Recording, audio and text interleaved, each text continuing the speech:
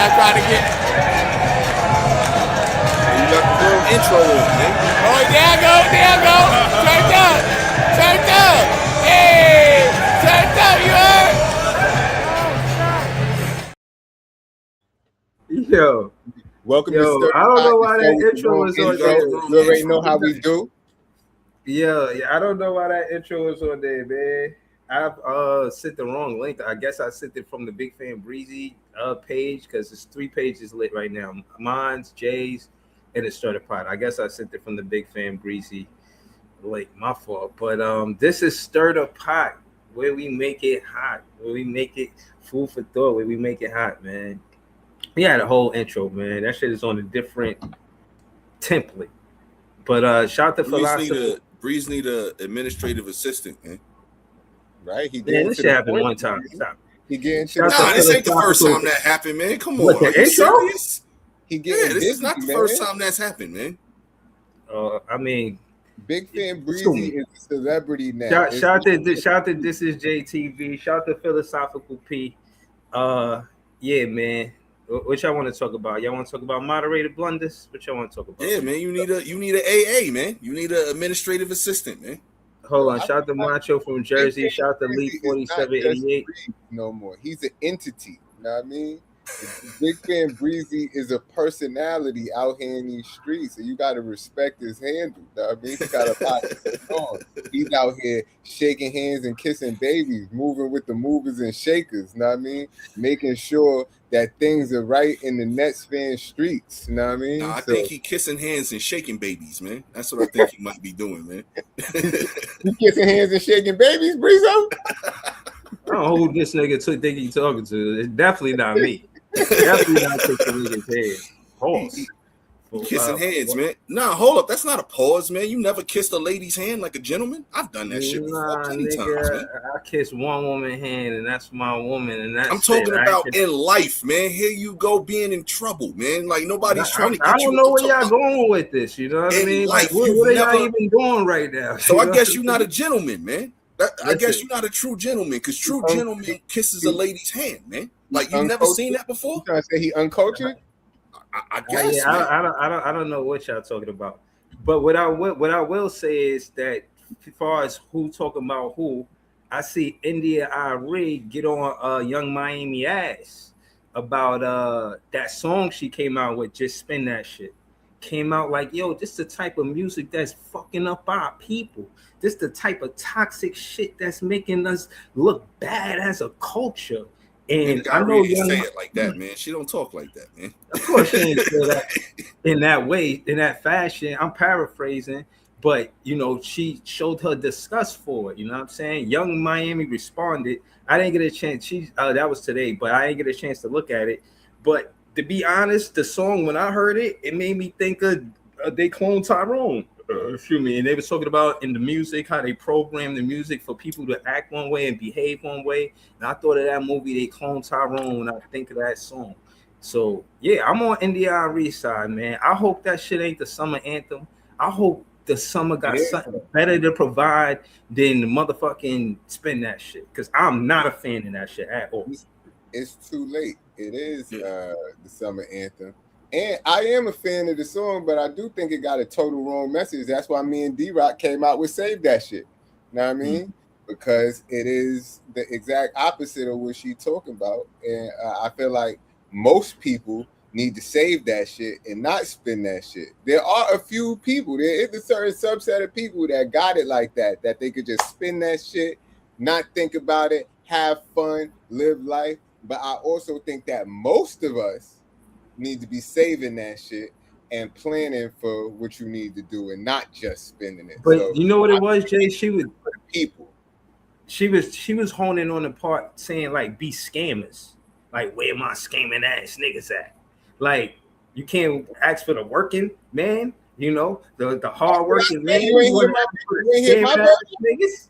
Huh? You ain't hear my version? Bro, I love your song. I heard you in D version. I'm not talking about it's literally where my 9 to 5 niggas at. Yeah, I mean? It's really embodying the working shit. But when you looking at the industry and what they doing, I mean, they are promoting the bullshit, and we know that already. Now, I mean, we knew that for the past 25 years at least. I was just So, about to say, you look at last week, we was talking the 30-year anniversary of Hove and all this shit that was talking on that Reasonable Doubt album. So here I'm gonna play devil's advocate now, Breeze, and keep it 100 right here. You wasn't a message or any of the music back, a fan of the message and the music back in the days, 30 years ago, when Hove was talking the streets, coolest to spend our money foolish, or when Kim and Foxy was on they shit. You know what I'm saying? Like, yo, this shit been around. You know what I'm saying? So this may not be your cup of tea today, but at one point in time, it definitely was. I think the difference is India Reed or artists or formerly, that made music that was in the industry, jumping out, speaking out, being vocal about not liking what the industry is doing. I think that's the difference. I think the social media platform gives artists, you know what I mean, or former artists, you're like, yo, this is what's wrong with the industry. And what I'm saying, she kind of known for neo soul, so her music got a whole different. It's not like that's what she did 30 years ago, and then she pulling up on some, oh yeah, da da da. She always was with neo soul. It was uplifting the black man, uplifting black couples, uplifting, you know what I'm saying, the black woman and the black man individually. So she made good music, and it did have a good message. But again, if there was going to be somebody who spoke on it, I think it is India Ivory. You know what I'm saying? I kind of like that she jumped out and said something. But again, though, you ain't really addressed what I just said, though, bro. Did I? Me? Yeah, I listened. I listened to that. I rapped it. I knew the verses. Yeah, but what I'm saying is, I get where she coming from. But have I been spitting bars where I know that's nothing that I did, but I'm just spitting the verse? Yeah, you know what I'm saying? And it be sounding like some. I mean, I recited Money Cash Holes. Like, I'm not some perfect guy. You know what I mean? Go. It's what I'm saying. Like, so don't be the get off my lawn dude now. You know what I'm saying? No, I'm not. Don't be the old timer now. That's all I'm saying. I'm not saying that. I'm saying Indy Irie is making a good point. Hence, Jay making a song called "Where My 9 to 5 Niggas At," opposed to where my scamming ass niggas at. You know what I'm saying? And again, like.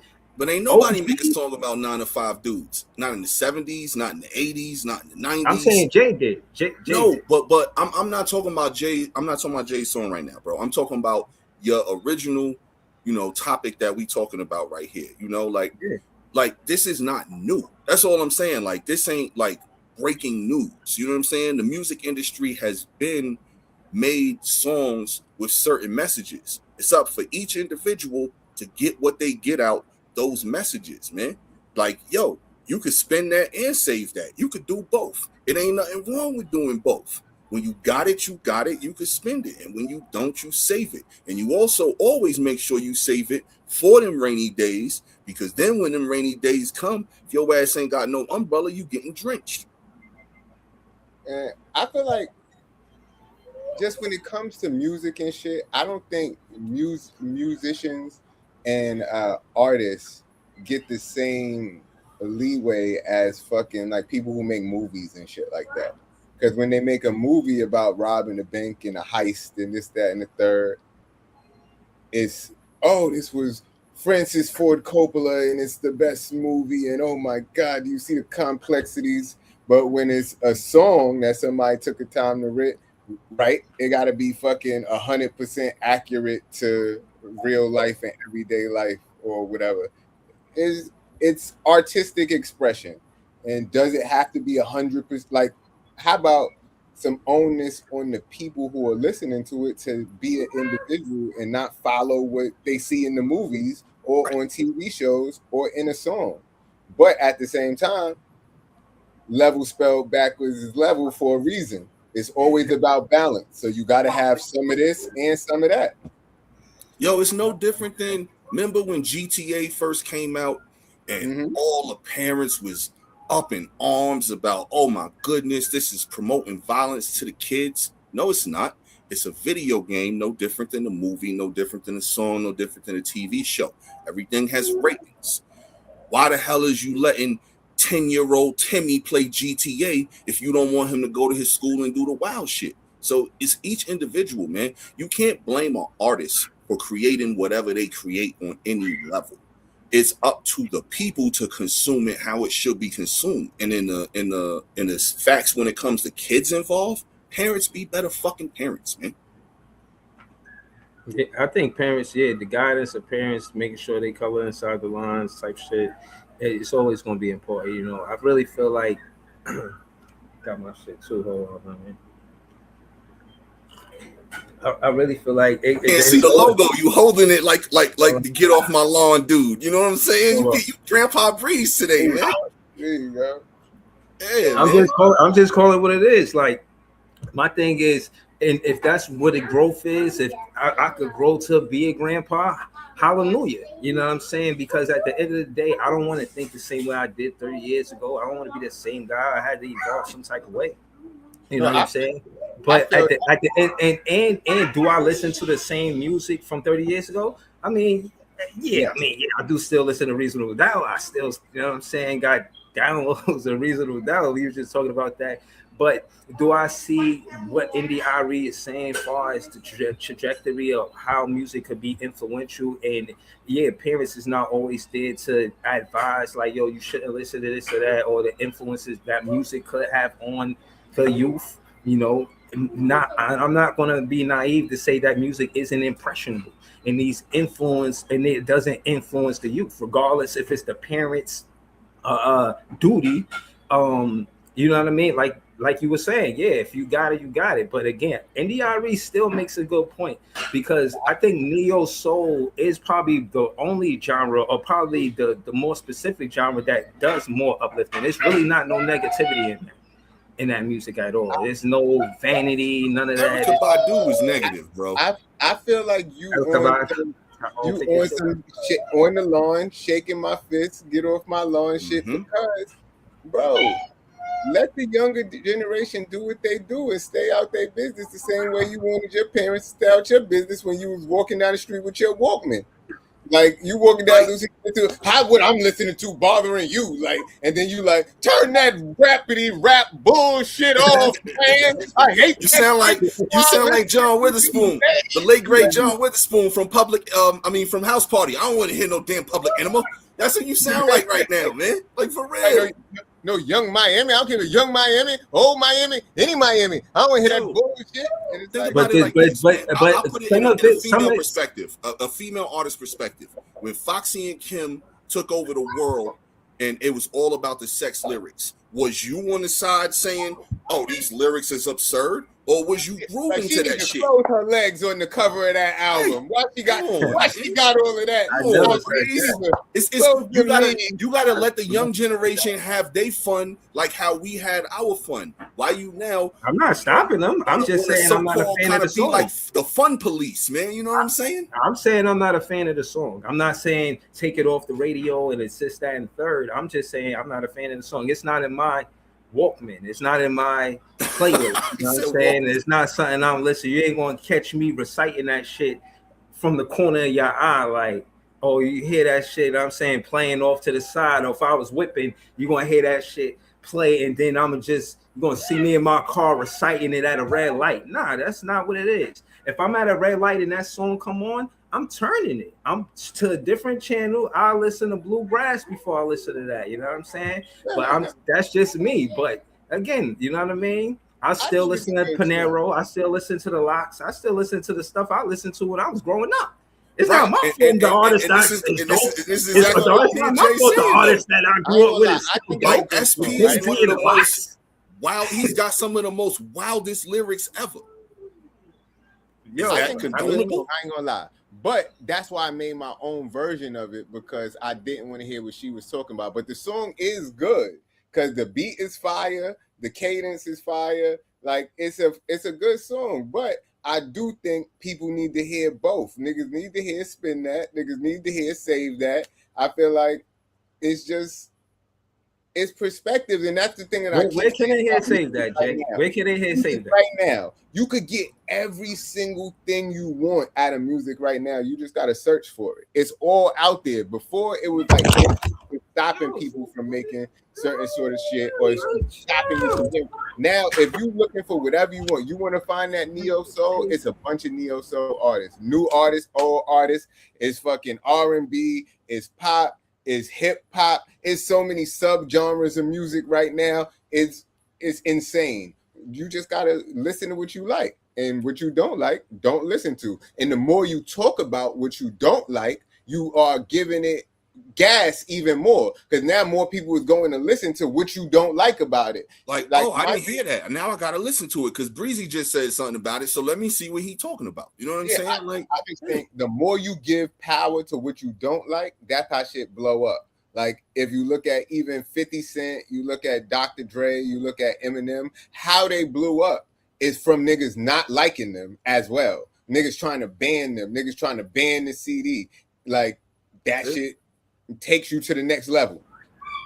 Nigga said ban. Nigga, I said I'm not a fan of the song. Nobody ain't trying to ban it. I just said I don't think any of us are really a fan of the song.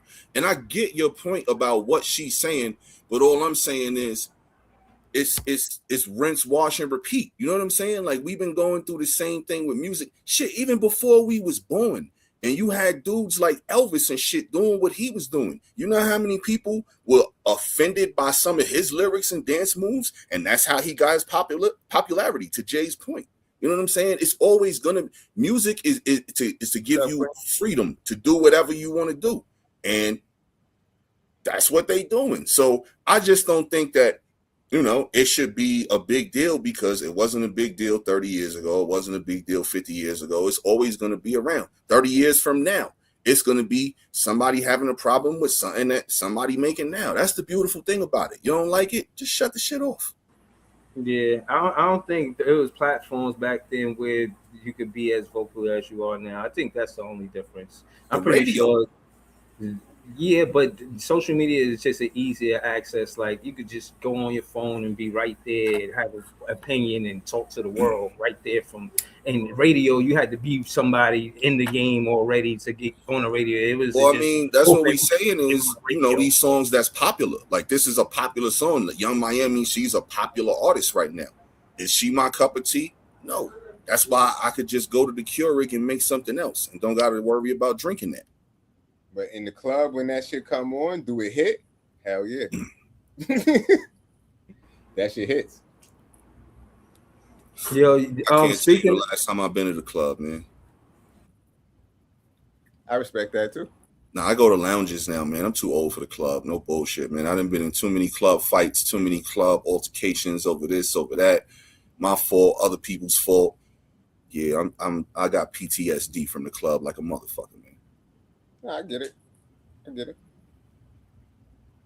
Yeah, man, but you know, beauty is in the eye of the beholder, know what I mean? And there's a time and place for everything, know what I mean? Right. So I'm cool. Shout to Young Miami, shout to whoever mixed that song, because I think whoever mixed that song did it immaculately. It sounds great. Like sonically, it sounds great. So whoever did that, shout to them. Yeah. And I think it is too late. That seems like it's the song of the summer right now. Oh, yeah. I mean, usually when the song of the summer, when that shit still got momentum early July, that shit gonna ride out through the 4th of July, through Labor Day, you know what I'm saying? That shit's just gonna rock out. She probably gonna be one of the main people at Summer Jam this year. I don't know the lineup. Because again, I follow music, but I follow the music that I care about these days. You know, like I don't really follow all the mainstream shit because it's too much shit to follow. Just on a follow up, that was on the J and the Z train that they roll out for Hov. I've seen it, and it was beautiful, man. They showed them going through the J and the Z line, and they doing that for a while, right? I read like since you mentioned it, I honestly, how are you promoting all this drug dealing ass music, man? You promoting all this? You keep talking about get off my lawn. These drug dealers making music and coming into the game, promoting drugs and killing your own people. Right. Why are you promoting this? India Outreach can't tell you that. Listen, all I said was they had a rollout for Jay-Z. You know what I'm saying? Y'all can interpret that how you wish. And the thing is, I honestly wanted to be a segment where we broke down his at least one song a show until the actual Yankee Stadium event happen. You know what I'm saying? Oh, But see, now here you go. Yo, since you know y'all what, want to man? do all of that, I We're don't gonna call want to this do the episode. segment no more. We're You know gonna what call I'm this saying? episode I'ma 1/3 just of the pot calling the kettle black. That's what we're I'ma gonna just- call it. We're gonna rename this episode 1/3 of the pot calling the kettle black. That's the new name of this fucking episode, man. I swear, Breeze, you I don't killing know me why right y'all now. named How it you Black go History from that to now you want to do But a the bar break? scamming is where he draws the line. The scamming is where you draw the line. But nigga could sell all the drugs in America and be Kingpin, Scarface, everything under Do the the sun. devious acts that come along with it. You know what I'm saying? Come on. No. But what I'm saying man. is, when I talk about a bar breakdown, it is not to glorify such bars. It is to Giving it attention. Let's do a articulate bar our breakdown with opinions Young about Miami. what we How about think that? about the song. It is not to say, yes, that man should have sold those drugs. Yes, that man should have shot that man. We're not glorifying any of that. He shot his own But you're brother. giving it attention. You're giving it attention though. Hold on, wait. Time out. What he So said, you what gonna he talk meant, the about metaphors, the double You gonna entendres, the triple entendres. Bro, We you gonna celebrating talk the about Young Miami, wordplay, if you will. But then bring up the dude that shot his own brother and sold crack to his moms. That guy is the one you want to promote. That's the one that we should highlight every week from now until whenever. 1/3 of the pot calling the kettle black. I swear, man. Listen, man, y'all pick a topic, man, because Nah, I'm gonna just skip this time, man. Y'all pick a topic. The first two topics, This is the whole thing came a long way. Y'all pick the next topic, man. Selling You know what I'm crack to saying? your moms and shooting your own brother to a billionaire. That nigga came a long way. Shout out to people being reformed. Word. And here's the thing: how you know Young Miami 20 years from now don't open up like an investment firm, the largest one of its kind, that helps people save that instead of spend it. And then she throw Jay on the remix. You know what I'm saying? How you know that can't happen? I didn't say it couldn't. I'm saying let's see it happen. If it's possible, if she built it, they will come.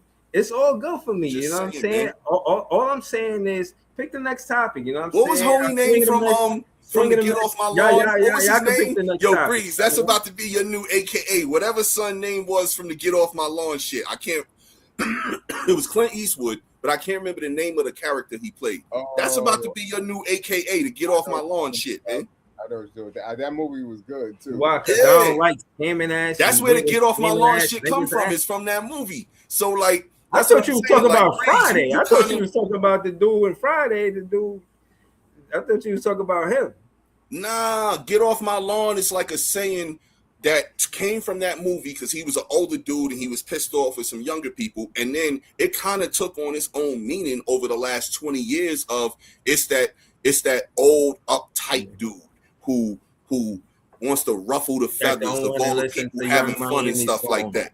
So that's why I said you like to get off my lawn, dude. I'm always bad. I'm always this, but the flow stay nasty like hallway piss. I'm turning that shit off. I'm putting that on. And they mad at me. I'm the old guy. I'm uptight because I want to listen to Jadakiss. Because I want to listen to the same way, bro. Huh? I'm pretty sure, and I'm not 100% sure. I'm pretty sure Big Saw was telling you, don't listen to Styles P. Listen to this. He was cutting your shit, putting on the OJs or something. Oh, right, exactly. Yeah, this that good music right here. You hear this from and you doing the same thing to the young kids. Right. No, I'm doing the same thing to young kids. I gotta be a fan of the song because it's what you saying? I gotta be a fan of the song. I'm not doing that to the young kids. No, nobody's saying that. No, hold on, because y'all both saying two different things. I was talking to Jay when I said that. And the thing about my pops, bro, my pops used to put me on. Even when Biggie had that song, he was like, yeah, you know, he got that beat from Ron Isley. That's a beat called Between the Sheets. He would tell me shit like that. Like, yeah, he rapping over beats. So I grew up to. Yeah, I kind of like him because he's doing that. You know what I'm saying? Like, that shit was different. And I understand more what it is now than I did then. Like, Big was really rapping over Between the Sheets beat. That shit is hard. Now that I think about what that song meant in that era, the Between the Sheets song, and then him rapping over that on his album, tough. You still sounding real Get Off My Lawn-ish though, man. Listen, it is what it is, man. I listen to good music, and just because I ain't a fan of that specific song, I could tell you the songs that I am listening to, and they probably better than that song since we taking it there. You know what I'm do you saying? remember Styles P verse on Wildin' Out? Do y'all remember the radio edit of that song, of that verse? Oh, let me hear some songs you hear from some 20-year-olds that are fire to you, like some real young playlist. You said what? Like the young generation songs that you like, because you said you could tell me some songs that fire. What songs from the young generation that you fuck with? I think I like Corday. I like him. I like you know what I'm talking about? Yeah, I know you talking about niggas who rap like old niggas. Okay. Kinda, yeah. He kind of do. That's the dude who was with the tennis player for a while. The tennis player, no, Naomi Osaka. Yeah. Corday is nice, but he got an older flow. Yeah, he all right. Mm-hmm. But I wouldn't even consider him newer because he been out of grip now. True, but he still ain't fully on. You know what I mean? Because what he been out? Like, I think I first heard him like 10 years ago. It's probably something like that. Because he was down with one of them crews with the 3 letters in front of their names. Yeah, I remember that. Some shit like that. Yeah, I remember that. Like, he got boss. But I mean, besides that, you mean? Yeah, I mean, like, let me. Who? Like one of these young niggas that rap with the weird flows, these drill niggas. The dude, he yeah, I want a party. She had the Bacardi. It's this young boy from New York. I don't know, man.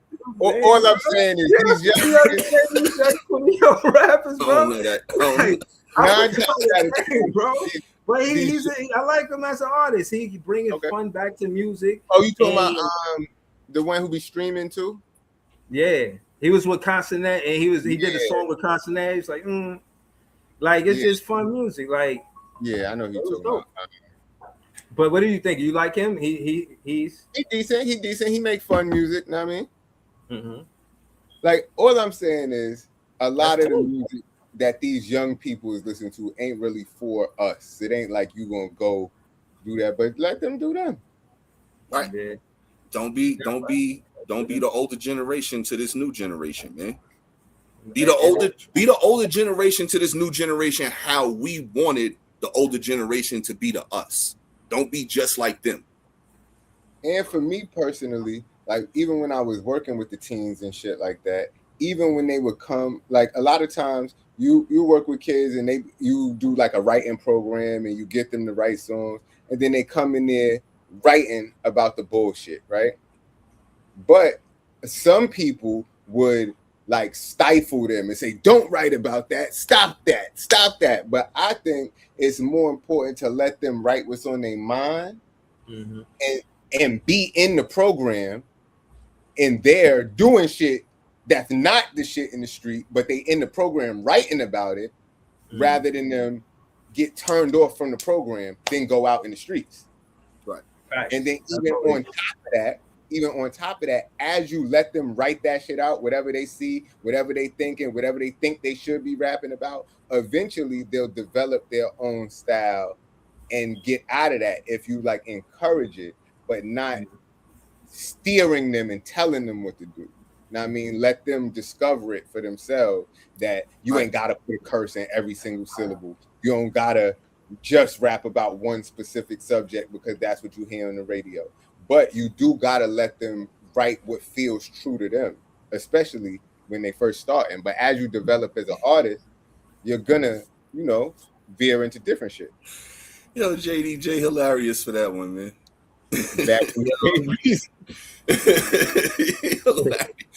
Yo, like Jay was just saying, like you can't. The quickest way to deter somebody from something is telling them what they can and cannot do. I never did that. Yeah, but I'm just saying. But just to be clear, because I've been say y'all saying this and that, I just want to be clear where I stand. And to Jay's point, I agree with everything he said. The creativity, let that flow. Having that program, which I was gonna ask Jay, do you think they fund that the right? Like, is it a lot of funding behind programs like that, or is it not a lot of funding behind that? it's not a lot of funding to go around. It should be more of that, but I know people that are still doing it and they get money. I wish they programs could double in funding by tomorrow so they could hire more staff and go out to every school. But it is what it is. And the thing is, the more you can encourage and nurture the youth, the more that they will stay out of the bullshit. Right. Because the most time kids get in trouble is like after school time. I think it's from like 3 to 7 p.m. or 3 to 8 p.m. So if you could keep them busy from that time and in something positive from those times, you are like saving their life pretty much. Word. Mm-hmm. And I've seen the PA. a lot of situations, the arts are the departments that get the least amount of funding. Like if you think about it, when it comes to schools, after school programs, anything for the youth, the majority of the funding goes straight to educational resources and whatever that looks like. You know what I'm saying? So whether it's textbooks, computers, things like that to get the information. The second most of the budget, the second most biggest part of the budget goes to sports and recreation events. Unfortunately, the arts gets whatever is left over after all of that. And what they really need to do is figure out a way how to hustle up some more bread to put into those artistic programs, because guess what? Not everybody is going to be completely into education. There can be some C students out there into sports. Right. That was my next point. There's going to be some C students out there that still can have a chance to be successful if they have other avenues introduced to them. Same thing like I was about to say, like you said, Jay, when it comes to sports, not everybody is going to be into sports. So you have to have different things to fit all the different buckets. Because if you look at it, most of the kids, like Jay said, 3 to 7, 3 to 8, if they not playing in sports or if they not in some type of after school program that they actually want to be involved in, they getting into some type of trouble. They either on the block doing some shit, they either fucking when they ain't supposed to be fucking, knocking somebody up, having teenage kids and stuff like that. All types of shit. It's all types of fuckery that goes on when they're not active. Nah, speaking of that, just brought that shit up, but I forgot to tell you, Amina's son, my nephew, Justin, he was on the news the other day for his robotics team at school, because he's on the robotics team or whatever. And really the article was really about the team captain, this girl, but he was in the commercial, in the story a couple times. And then at the end, he made the robot shoot a ball into a basket. And then the reporter was like, "Yeah, great job, Justin!" Like she shouted him out right at the end of the story. But it was fire though. But that just goes to show you that robotics team, and I don't know if that probably would be considered a sport now. It's esports, I guess. But shout to them. I mean, all it is finding what they want to do and encouraging that. Now, I mean, no matter what it is, they building stuff and they into the techie stuff, whether they shooting shots themselves, whether they want to write, do pottery, poetry, whatever. Like, just encourage and think about this, right? So as humans, we like choices. It doesn't matter what age we are. And the younger we are, the more choices we actually want, because we think life is simpler than what it really is. When we get older, we know how to curtail our choices to few select and find different things, things like that. But when we're younger, we don't know what we really like until we like it. So there needs to be a wide array of choices for these young minds to figure out exactly where they want to go, what they want to do. Because if we limit them too early, that's when we lose them. And then where do we lose them to 9 times out of 10, especially in our community? It's going to be the streets. So we need we don't need a menu that has, 7 different entrees. You need like an Applebee's menu that's got, 40 different choices. Right. For these kids to sit down and really look at and digest. Because guess what? They're kids. They're going to make mistakes. So they may make that first mistake and think that they're into this and then figure out that's not for them. If we go automatically and shut them out and don't even give them a second or third or even fourth and fifth option at times, how can they really figure out what's for them so they can then excel and reach their fullest potential? I say this shit all the time, especially when my kids were younger. We have to save them from themselves because they don't know yet. Yeah, I think PAL was great with that. I remember going to PAL. That's the Police Athletic Yeah, League, and that was after school. So right after school, if your parents wasn't home from work yet, you could go to PAL. They had PAL at the church. The church was right next door to where I lived at. So case in point is that was a regular thing.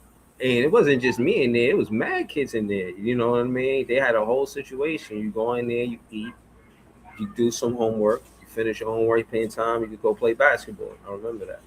And I'm saying that to say that's time for your mother to get home from work. All that time that you there, you safe. Your parent is comfortable because they know you safe. You know what I'm saying? They got a situation where parent is contacted when you get there, type shit. You know what I mean? And they had head count, attendance, and it was just one of the better part of the community that made the community better. And I don't see it now. I was just researching it while we was talking, and they had a bunch of stuff that popped up, but I didn't get a chance to actually read it. But I just with my eyes can see, it was visible, it was tangible. I heard about it, I seen it. I remember too. It was one on Gates up the block from where Jay from. It was down the block. They had a PAL there. They had another one on Quincy. That was two in walking distance. Now I could walk and don't know where the hell a PAL is at. And I'm saying that to say kids were safer at these PALs. It's the police They out athletic. there. Man, I like, the one on Pennsylvania and the one on Gates is still there. okay, that's what's up. There's YMCA's. There's programs. You got to find them. And I do think you got to find them, but at the same time, there's certain schools and stuff that do real good jobs of the program. Like, I know myself of at least 3 schools that stay open late for after school activities, like, and they be having kids there till 7-8 o'clock at night. And the fact that you could keep a kid in school that long is a great thing. Now, I mean, I'm not sure if that's every school, because most of the schools that I work with be schools for like kids that got kicked out of another school or something like that. So they're getting a second chance somehow or whatever. So they try specifically to have extra programming. They got video game clubs. They got all of this stuff. They got, like, one of the schools I work with has 2 full recording studios in it. That's 2. Dope. That's and dope. My thing is, if I had a recording studio in my school, like, and when you say your school, what grades are you talking about? High school. High school, 9 through 12. Yeah, that's fine. That's a perfect age for some of these kids to learn different skills. You know what I'm saying? Yo, if you can teach, not everybody in the world is going to be a Rhodes Scholar. Not everybody in the world is going to be, very good at a specific thing that's not uncommon. But if you can teach someone a trade, a skill, something like that, where they can rely on and go out and find a means for themselves and then their future family, that's giving a person something so major, man. And a lot of people don't get that. It doesn't matter what the trade is. It doesn't matter if it's fixing toilets or making a beat. It's a trade is a trade, man. At one of the schools I work at, they got the fucking the barbershop class. So they got a whole barbershop in the school. They got a barber that come donate his time, teach the kids how to cut hair, and give free haircuts to the kids who can't afford a haircut. Like, their parents can't afford to send them to the barbershop. They could come right down to the barbershop class, get a shape up, get a whatever. So they ain't not walking around woofing and people like, look at your haircut, look at your hairline. Because remember, that used to be a thing back in the day. It still is a thing. But you could come here, get the haircut, now you shaped up. You know what I mean? Yeah, no, I think I was just looking at the article because I remember it's coming back now, making it more popular. But trades had went out, and our high schools, out of public schools, and I think they did it to become a business. Like, there's a bunch of different trade schools that you could go to. Like, they took them out the high schools to become a business. In the article I was looking at, they was talking about they stopped teaching a lot of stuff in high school though. Like, if you really think about it, like the way. Bro, shit is so dumbed down now. They want to make things easier for people. It's no other like gleaming proof of this to me than when you look at the game Monopoly. So remember, in Monopoly, you actually had to do math when you landed on certain things. It was $75 for this, or $110 for this or $40 for that. Now in Monopoly, everything is rounded up or down, so that way you don't have to do math. And that just shows you the society that we kind of are living in right now, where everything wants to be simplified. Nobody wants to go through the journey or the path of getting to their destination. They just want to go from A to B automatically as quickly as possible, man. And that's because, I say this all the time. It's because we live in a fucking microwave society, man, and it's terrible. Yeah, they definitely took the trades. I said trade programs in New York City public schools did not disappear overnight, but their decline accelerated in the late 1990s and early 2000s, with many vocational and technical shops being phased out between 2000 and 2010. Like, by the early 2000s, city vocational schools were already under pressure from dwindling enrollment, fiscal constraints, and the shift toward college preparatory curricula. So basically, they was competing with colleges, so like the trade schools. But now I've seen college prep is different. What's college prep is like advanced high school type courses or advanced high schools in themselves. Okay, so they was competing with that. Okay, because that's why it's prep, like prepping for college. For it. Okay, yeah. So basically, what I got from that, and this is disgusting to me, is that they basically figuring out how to filter somebody, whether they college worthy or not, at earlier ages, and that's disgusting, man. I see people go to college later in their life all the time. No, but what I'm saying is like they are automatically labeling these kids, saying, "Hey, we don't think that you're college material, so we're going to push you off to a trade school," as opposed to, "We think you possibly will be college material, so we're going to push you to a college prep school." That's bullshit, man. Give somebody a chance to be who they supposed to be at any time, man. Don't give them a cutoff time, especially not a kid, man. We got to save them from themselves, man. No, facts, right? So you gotta believe in them. We are the future, man. You gotta pour energy into them, pour time into them too. You know what I'm saying? And I think some of that be because they be looking for results. Like JDG said, Amazon Prime Society. I want it all, and I want it now. Right. You know that go into business. Exactly the problem with. Yeah. Yo, I ain't gonna lie, like. Every time I go anywhere and I see somebody pay for with their phone for something, bro, that shit drives me fucking crazy, man. Okay, get off my lawn. Nah, it's different here, bro. This got nothing to do with that shit. It has to do with that microwave society shit. And like I said, when you had stepped away for a second, if you're telling a kid, if you're putting a timeline on a kid to where they have to figure out if they college material or not, that's disgusting, man. Somebody like where's the rooting for the underdog? Where's the comeback for a kid who had a fucked up earlier on, but then could figure it out with what's going on next? You know what I'm saying? Like, nah. See, I get you with that, JDJ, but like I said, man, that right there is crazy, man, because it's nobody, not the person paying, not the cashier, not the people on the line next. You can't wait 5-10 extra seconds for somebody to pull some cash out their pocket or a card out their pocket. Like, you're in that much of a rush. And that's what I think. Like, a lot of times with society, we need to slow down and really trust and enjoy the process, man. I think it's. I was talking about that the other day. I don't know if I was on cloud nine or what. I was just talking about the digital realm and the physical realm. Like, the physical realm is different from the digital realm. The digital realm, you could have a whole life, and you could, like, they doing a whole lot trying to pay attention to the digital realm, and the digital realm is a digital realm. Like, right now, we in the digital realm when we talking to each other. But the physical realm is a different realm. Like, yeah, they both parts of your life, but to your point, the digital realm is not having cash. Everything is digital. You got $2 or $200 or whatever. You just, tap it, but you're not pulling out no cash. That's $200.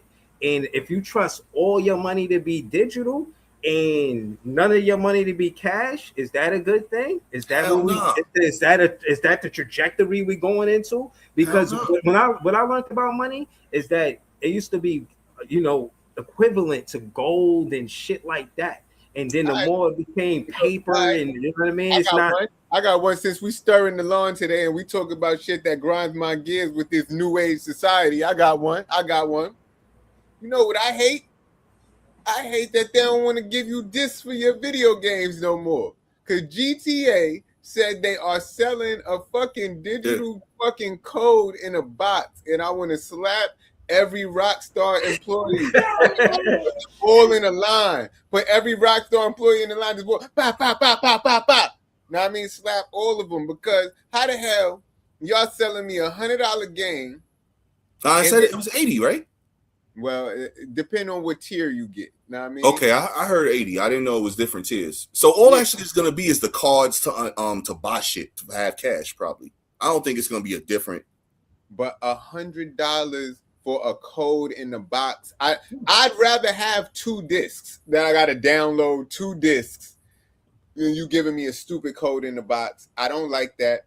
And just because, and people call me, everybody who got PS5, like, yeah, why you got the disc version? Why you always trying to buy the disc? But for me, it's like, I paid for it, so I feel like I should be able to sell it, trade it in, or give it to somebody. With a digital code, you can do none of the above. It's yours forever. Yours and only yours, unless you sell the whole system. Like, I don't know. Even if you sell the whole system, you still got to get the PSN. Yeah, bro. They just it's extortion. It's extortion. I got an email today from them talking about, don't forget August 1st, your shit renews. And I'm like, I know that. Like, the fuck? I don't want your courtesy email. I know y'all gonna take the bread from me. Did y'all know that PlayStation had a monopoly lawsuit? He said Sony is stopping making any games on disc in 2028. GameStop is in trouble. I believe it. Now we can't resell our game. So I feel like they're taking away our rights with this. Like, yes. Because that's not what they're doing, though. If you really think about it, they're cutting costs. I do like the fact, like all for the name of cutting costs. That y'all was saying. The name of that. That's what business is. Society excelling, society doing better than it did before. But I think with this, they're taking something away from us. You know what I mean?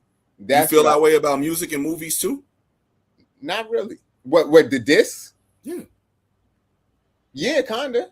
Like the fact that you can't own it, like even with streaming, right? Not tangible. It's in the not digital world, not the physical world. Anything. So if they decide to take the songs down right now, you'll never be able to listen to it again. When you bought the CD, you had it and you could listen to it years later. You could give it to somebody. You could ship it to somebody. But it's gifts and a curse to everything, because if you lose your CD, you don't got the music no more. Gotta go buy another one, maybe. But on streaming, it's quote unquote always going to be there as long as the platform is there, and you can have it anywhere as long as you sign into the platform. So it's gifts, it's pros and cons to each one. But you at least want the option, like you were saying earlier. You want the option to if they're going to stop it in 2028, you're not even giving me the option now. But this is the thing though, because this is cutting costs. It costs money to produce things. So if I can figure out a way to still give you whatever the content is that you're looking for without producing the actual thing, it's going to cut costs. The box, the disc, all of that. It's going to cut costs like crazy. And now I'm gonna play devil's advocate and take it to another level. Cheaper for the digital version than the physical version is. I give you that, but they're not gonna do that though. They're not gonna do that. Yeah. That's the thing. They business, especially where we at right now in business, it's all about cutting costs and putting a product out that justifies the price that I'm going to charge you regardless. Look no further than the U.S. government. No. Look no further than the U.S. government, bro. They stopped making the penny, right? Do you think that's where we're going to stop? Or do you think this is going to continue until they stop making all coins, period? And then after that, they're going to actually stop making bills. That's the next step. If y'all don't see this shit. No, bro, there was no uprising. There was no uprising. All people did was watch the copper stuff. That's all people did. And copper went up. The value of copper went up overnight. Right. Soon as they take it out the circulation, now all of a sudden the copper go up. You know what I'm saying? I had asked the OG this sidebar. I said, what if all of that gold that African Americans bought back in the 80s, what if they just kept that and then sold it? What would happen? You know what I mean? Just how things appreciate and depreciate. It was something you said earlier too that I wanted to bring up, but I actually forgot what it was. But I did see that PlayStation did have a real lawsuit, bro.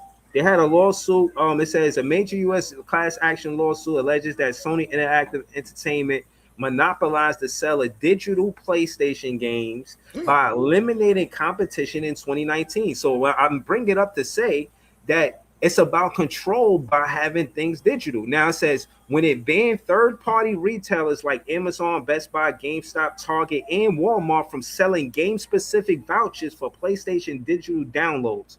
So again, they saying that the plaintiff basically versus Sony was by making the PlayStation Store the only outlet for the digital PlayStation games and DLC. Basically, you taking all the money.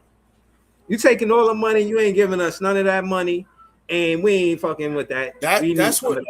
Yo, that's all business is trying to monopolize, especially when you become very big in the market share. So you read that story about how Sony is basically pushing out the retailers. I read a story the other day that Nike tried to push the retailers out, which we all know they tried to make it. It was nothing but sneakers app and the Nike app, and Nike.com and all of that. Buy your shit that way. They're taking a huge loss on it that way, and now they're actually going back to the retailers and saying, "Please fuck with us again, so that way we can continue to move our work." So now they tried it. So now they're trying to like really strengthen their relationships with the Foot Lockers and the Champs and the JD Sports. That's the old price. You see what I'm saying? So they all gonna try to do what Sony is doing, because that's what Nike tried to do too. But it's up to the people. Our dollar matters. How we spend it, what we spend it on, where we spend it. All of that shit matters. And for anybody that doesn't think it does, look, now the sneakers app is basically, give it a little bit longer, that shit's going to crumble completely. And I'm happy because fuck the sneakers app. Well, all this talk about Monopoly just got me thinking about the fact that the game Monopoly is actually an anti-monopoly game. Like, that's what it was made for, to break up monopolies. Like, but the winner builds the biggest monopoly, though. Yeah, but if you look at the origins of Monopoly or what it came from, it was supposed to be to show that monopolies are a bad thing and it keeps you broke and people. It's like a horrible thing, but it just. What was the name of the game, bro? We knew this. Huh? What was the name of the game? Remember we watched the shit? Game. Right. That's what it was called. Game. And it was supposed to be about breaking up monopolies, and it's supposed to show you the bad things about capitalism and consumerism. But, you know, at the end of the day, people like to spin that shit. Spin that shit. Spin that shit. You got to know how to do both, man. Like I said before, man, you gotta balance doing what makes you happy, but also making sure you got bread to the side. Because, yo, I'll never forget the shit that the Greek said in season 2 of The Wire, man. Remember when he's talking to Frank Sabaka and he says, Frank, you gotta do something for yourself every once in a while. You know, buy that new truck. You know, get that new improvement on your house.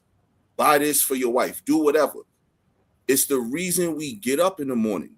Yo, if you think about it, it's so much easier in life to get up in the morning, do whatever you do on a daily basis to provide for yourself and those that depend on you and love you. It's one thing to do that. It's another thing to do that and then also make yourself smile at the end of the day. Because, yo, a man got to be a man and do what a man does, regardless. But I know damn sure if I did a little something for myself to make myself smile over the weekend or at some point in time during that week, it makes next Monday so much easier to get back on that grind, man. Nah, facts. Word. Find something like yourself. Love yourself. Treat yourself. Don't cheat yourself, baby. Right. And it's a difference between being lonely and alone. You can be by yourself and not be lonely. Like you can enjoy that your have own to company. be the only thing to make you smile by buying yourself something or getting yourself something nice. What about inner peace? Everything costs money, even inner peace. Because you gotta pay some type of way to have that solitude. Okay. Everything costs money. That solitude is beautiful, you know what I'm saying? Whether it be if you got kids and you got to pay a babysitter to have solitude. Whether it be, you know what I'm saying, you ain't got no place to go and you got to go book a room to get solitude. Whatever the case may be, you still paying for it. No, anything. This is what I've learned in life and in my journey, man. Anything worth anything, you got to pay for it one way or the other. See, that's why this society is some bullshit. It is. The Native Americans, you know what I mean, died for they had us to pay for them leather patches they was rocking on their balls. Nah, they ain't have to pay for those. They killed the animals, and guess what? They soul paid for that shit. Yeah, but they had to pay for it somehow. No, the way that the Native Americans lived was that everything is shared. You know what I mean? You barter things, you share things. Everything is from the earth. The earth provides for us. This land doesn't belong. That's how they fucking stole Manhattan. Because it's like, you giving me $24 and some seashells to live here. I'm like, all right, cool. Thanks. You can live here too. But they like, no, you sold us this. Now you can't be here. No, you can't own land. The land is here for all of us. Like, and we've gotten so far away from shit like that, where the land belongs to us. Things for me are things for you. I grow tomatoes, you grow corn. Let's share these things. Share it. Right. We've gotten so far away from that, like you said, every single thing costs, even your own peace of mind. Think about what you just said when we were talking about Monopoly, and I asked you, because I couldn't remember the name of the game. It's called a landlord game. Yo, bro, think about that exact name and the definition of what that is. Lord of the land. Because any compound word, all you have to do is read the second word and the first word, read it backwards essentially, and that's the definition of it. Lord of the land. Yo, this is the world we live in. This shit is crazy. Yeah, shit fuck. But hey, and it's only getting worse. That's the thing. It's only getting worse. Yo, it's crazy. So, you know, we all heard about the Jaylen Brown trade, right? Yeah. I was reading a college scouting report from when he was coming out of Cal about what league executives were saying. This shit blew my mind, and it goes into exactly what we kind of talking about.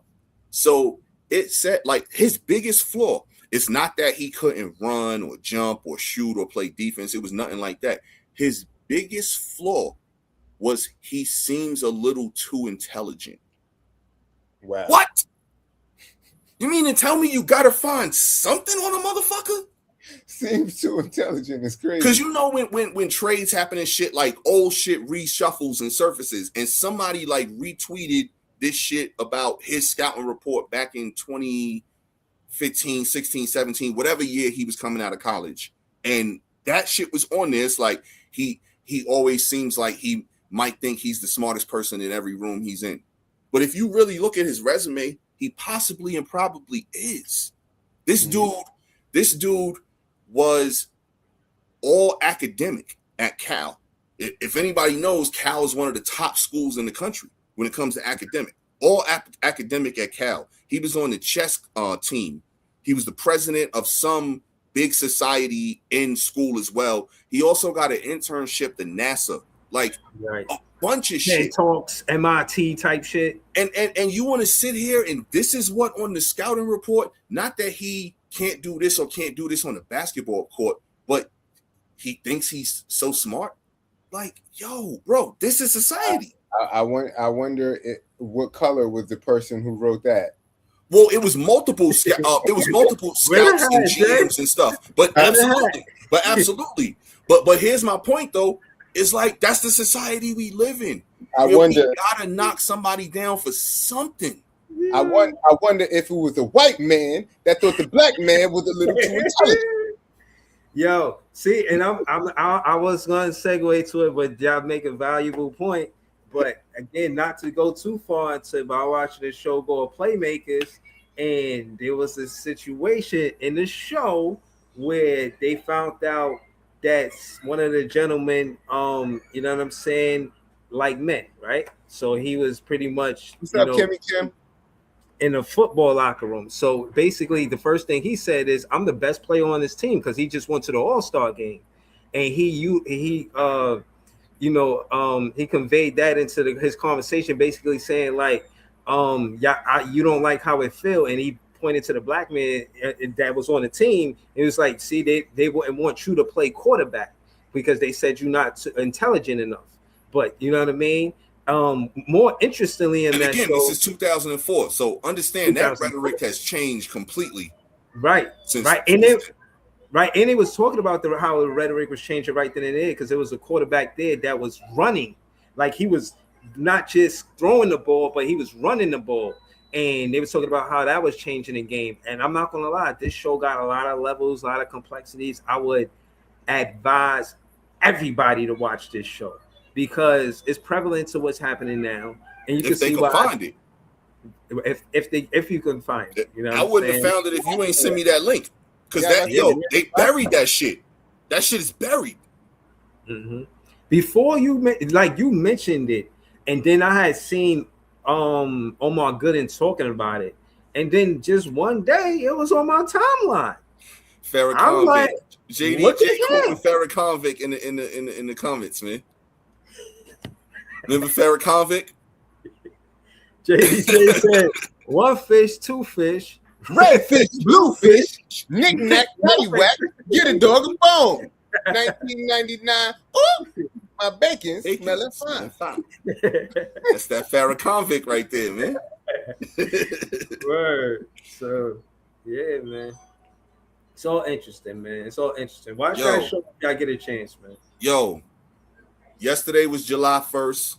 So I just want to be the first to tell you, brothers, because I'm pretty sure nobody ever told you guys yesterday, but happy belated Bobby Bonilla Day, guys.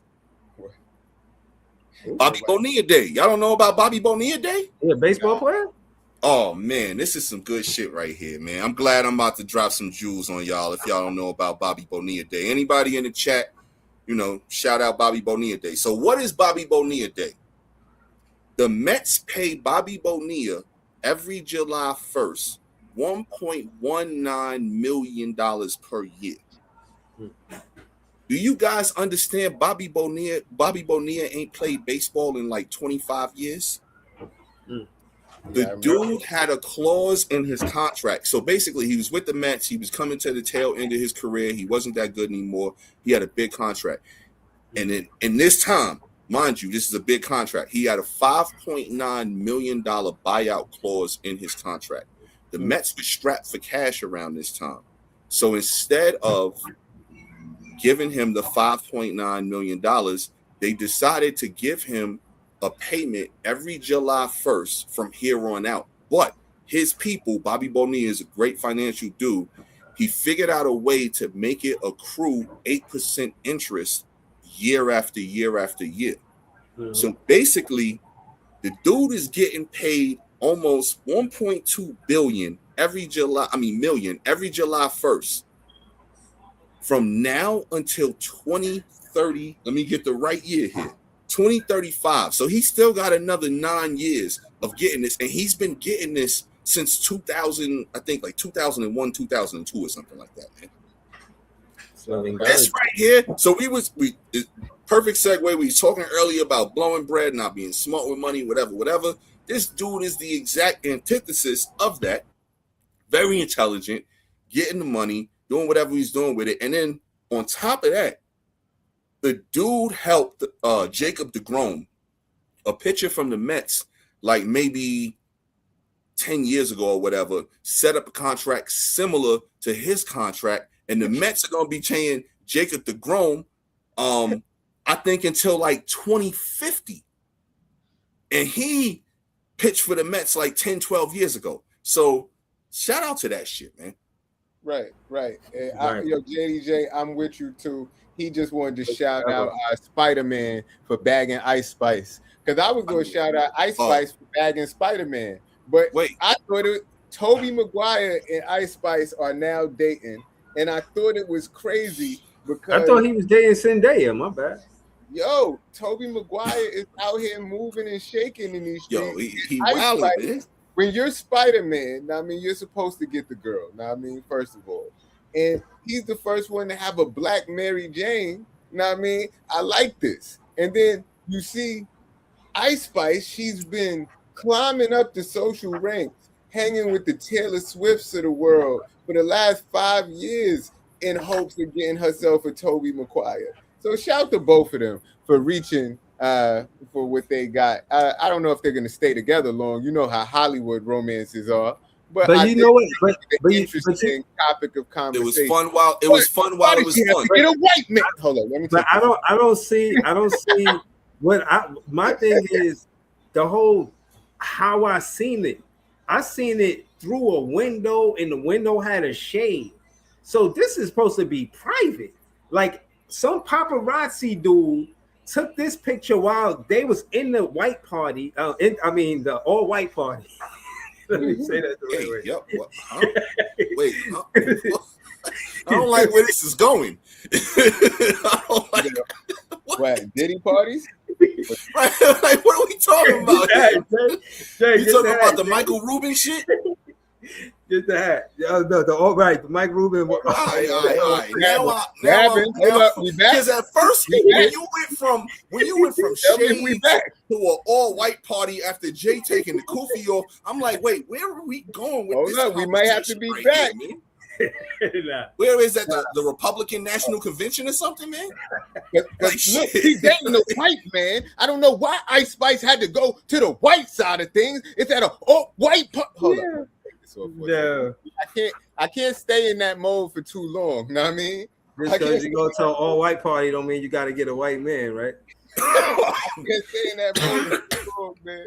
Oh man, this is crazy. This conversation's got legs everywhere right now, man. Shit, crazy. This conversation's got more legs than the fucking nest of spiders, man. Yeah. What I'm saying is, paparazzi made it public. That's what I'm saying. That's what they do. Like, bro, he starving, wanted to keep bro. that on the low. They be starving. They be out here, man. Again, this how they make their bread.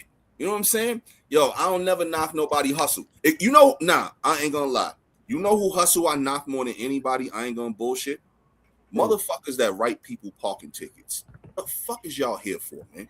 Mm-hmm. Y'all don't bring no joy to nobody. I said this shit to a meter maid one time. I'm getting a ticket written on me, and I'm like, yo, y'all don't bring no joy to nobody. Like, maybe y'all family outside of work, but when y'all wear y'all uniform, y'all don't do no good for nobody. I'm sitting here 5 minutes too long, and you got to give me a ticket? I didn't stop nobody's shine in 5 minutes. I gotta defend them for a second, because you about to defend meter maids? Yeah. Oh shit. I don't like when people do unnecessary shit to impede the flow of traffic just because they want to run in the bank for 5 seconds. Go find a fucking park. That's cool. I'm talking about the spot though. Can't nobody get nowhere. I'm with you there. Everybody behind us got to go this way, and then they already on that side of the street, so we can't get that way just because you wanted to run in the bank. That's selfish. Something should happen. Absolutely. I'm talking about the meter. I'm at the meter. I'm at the meter. I put my bread in, and I get back 5 minutes late, and I already got a ticket. Nah, man, what is you doing with your life? Okay, I get that, but because I be wanting to do those things sometimes. Because you know they circle the block and wait. They be like, oh, this meter got 10 minutes left. All right, I'm about to double back real quick in 15 minutes, and if it's not going or they put more bread in it, I'm popping them. They do that shit. There should be a grace period. There's not a grace period? No. I feel like they should have a grace period for something like that. But like again, the people who park over the line and they be blocking the little crosswalk and shit like that. Yeah. And people can't get or at a hydrant. Like if you can't get off the sidewalk effectively, and yes, most people could just walk around. But imagine if you're the person in a wheelchair or something, and you have to go down the little ramp, and you got your car blocking the ramp, so the wheelchair person can't get down there properly. You deserve something to happen to you. Not saying. Right. So they should have jobs for that type of stuff, but not. No, they do. Dumb shit. That's who give the parking tickets. No, that's what I'm saying. The meter maids, they like. My rant basically right here is when you give somebody a ticket and they in a space and they just so happen to overstay they money for a couple minutes, man. Like that's ridiculous, man. I feel like there should be a grace period for that. Like, but I'm telling you, they do exactly what I told you, bro. They come through, they check the shit, they look at the time, they see how much. Oh, these shits got 10, 15 minutes left. All right, I'm gonna circle the block in a couple minutes and come back and see. And then that's when they just writing everybody up. Like that shit right there. Come on, man. Go find a better use of your time, man. That shit ain't cool. Yo, man, just like me, they got quotas to make. Nah, fuck that, man. They got quotas to make, man. I hear you, but fuck that, man. Yo, I wanted to ask y'all, did y'all hear about the Chinese company that just launched a $17,600 robot that promises to never betray you and love you unconditionally? Oh, that shit. Yo, Breeze, you're gonna be the first one with a robot. I guarantee it. Out of the three, you're gonna be the one because you love robots, bro. It says and over 13,300 people have already ordered one. That shit is gonna murder you. Like just in your sleep. That like that's guaranteed. Not gonna do that. That's the first thing on his mind. That shit is gonna murder you. Like, I'm not gonna do that as soon as you go to sleep. Oh, stop it! The city got to make their money. No, boo. If a girl tells you that. Like, I'm never gonna do it. Like it makes you think. That's the first thing that's on your mind. That thing is gonna murder people, and I hope it doesn't happen. And I hope everybody stays safe. But stay away from that robot right there. You know what I mean? Because that's the number one culprit. Ma'am, in the comments, I hope you get a parking ticket next. That's crazy. Shout to yo. But my thing is this: would you be comfortable if the robot industry tried to take over the home health aid industry? And instead no. Exactly. That's exactly my point. Shit, nah, bro. That's exactly my point. That's exactly that's the reaction I was looking for. What does everybody say when they looking for a doctor or a nurse? What's the thing that they want? Bedside manner, right? Mm-hmm. You expect a robot to give you bedside manner? Hell no. Nope. At all. Oh nah, bro. That's the last. There's no human connection there. Bring the food to the table first. That's where they could possibly start. Not in the kitchen with the knives, but just bringing the food. And not even soup. Don't bring me no soup. Because you might throw the soup on me. And that shit's hot. I went to a restaurant on Smith Street downtown called Dimmer and Summer. And they have robot waiters.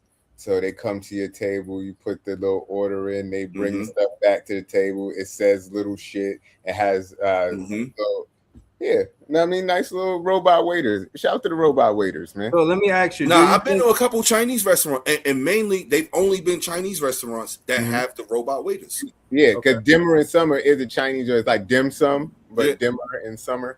But yeah, I got you. Yeah. So what was the and that's cutting costs. That's cutting costs, Breeze. It goes back to the cutting costs. That's why the robots.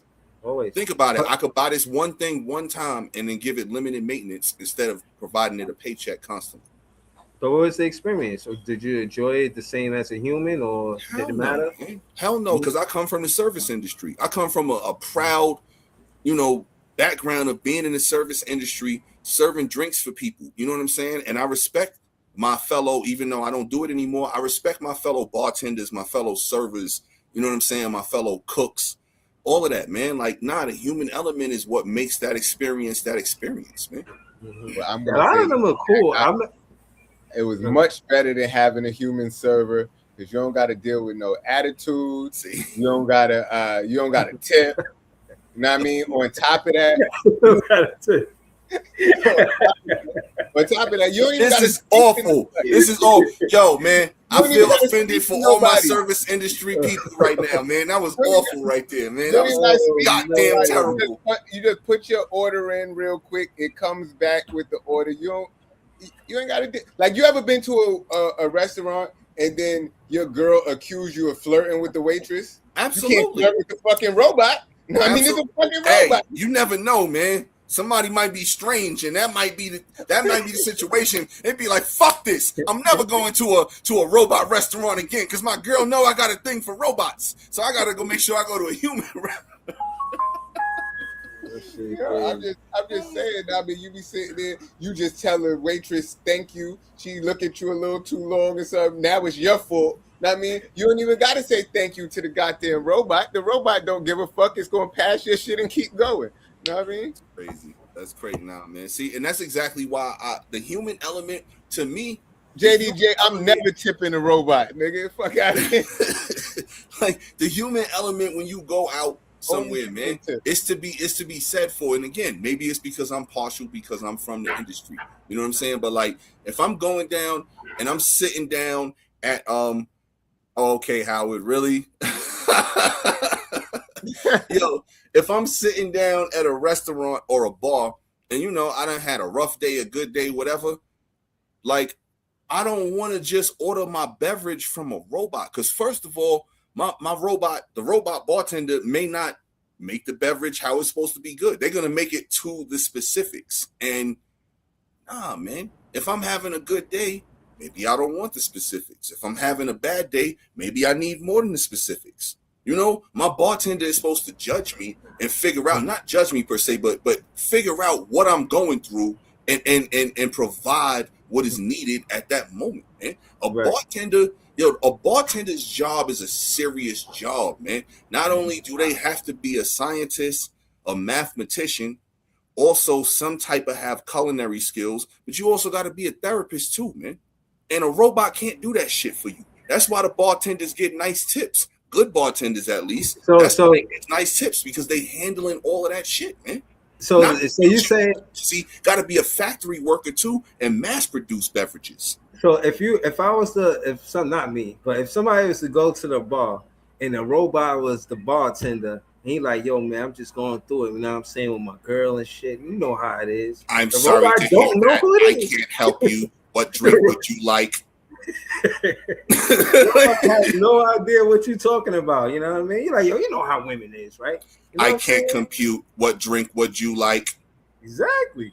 Robots. Yeah, and man. now you pissed. Like, man, I don't want to be in this fucking place. Mm-hmm. What about that, Jay? You don't want a robot serving you a drink, right? Yes, I do. Because sometimes you rather a robot than Sam Malone? Yes.